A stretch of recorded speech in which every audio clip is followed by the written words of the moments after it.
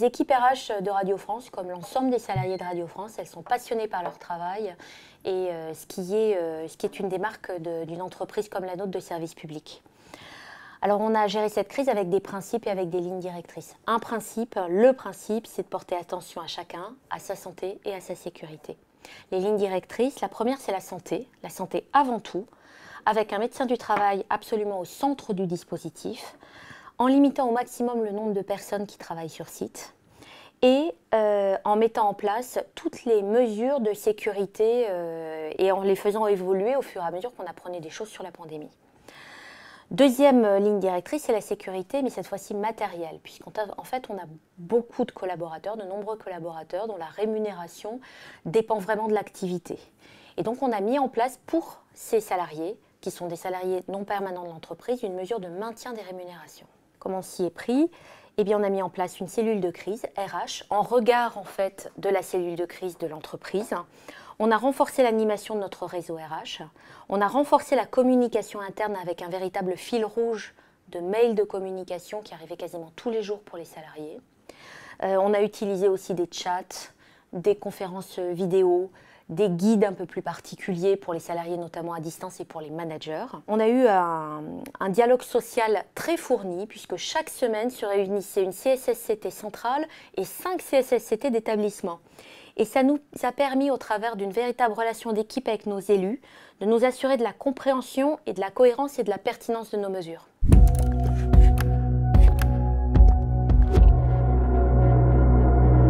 En temps de crise, c'est d'assurer la continuité de l'information.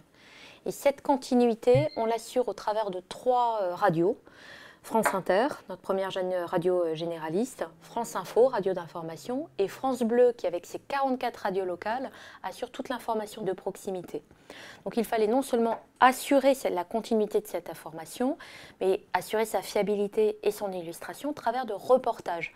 Donc il a fallu qu'on organise tout un dispositif basé sur le volontariat et sur des mesures de sécurité extrêmement strictes de reportages sur le terrain.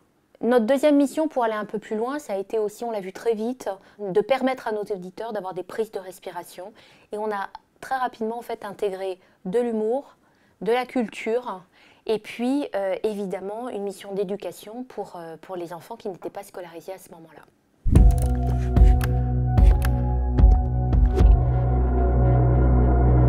On a organisé dès début mai une enquête de perception. Et on a interrogé 6000 salariés. Il faut savoir que Radio France, c'est 4500 salariés permanents, c'est 4500 intermittents, parmi lesquels on a à peu près 1500 salariés qui sont intermittents, qui sont très épigistes, qui sont très réguliers. Qu'est-ce qu'ils nous ont dit? Alors ils nous ont dit d'abord, premier enseignement, c'est que sur les aspects collectifs, on était assez fort en fait. Ils ont perçu de manière plutôt même très positive la manière dont on a géré cette crise, les mesures collectives, les mesures de sécurité. Ils ont perçu aussi de manière très positive la manière dont le collectif des salariés a agi, se sont sentis soutenus par les collègues. Par contre, on a 2 points d'attention. On a un point d'attention qui va générer des attentes qui tient moins à l'entreprise mais qui générera plus d'attentes, c'est la sérénité personnelle face au contexte. Donc on sait qu'on a des salariés qui sont en train de reprendre le travail sur site, pas très sereins, peut-être un peu abîmés par cette crise, mais comme tous les Français. Et puis, deuxième point d'attention, c'est l'organisation du travail, la manière dont ils se sont organisés de manière personnelle, donc surtout l'équilibre vie professionnelle, vie personnelle, la manière de gérer les horaires, la manière de gérer la charge de travail. Et ça va nous demander des actions particulières.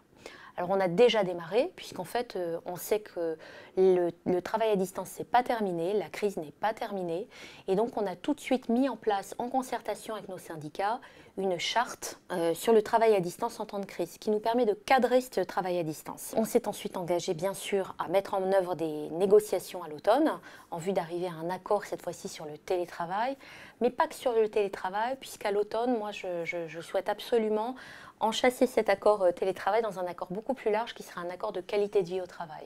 On a eu des collaborateurs dans cette entreprise qui se sont particulièrement engagés dans cette crise, qui ont su faire évoluer leur méthode de travail, qui ont su être très réactifs. Et nous savons que leurs attentes d'organisation du travail seront à la hauteur de cette réactivité.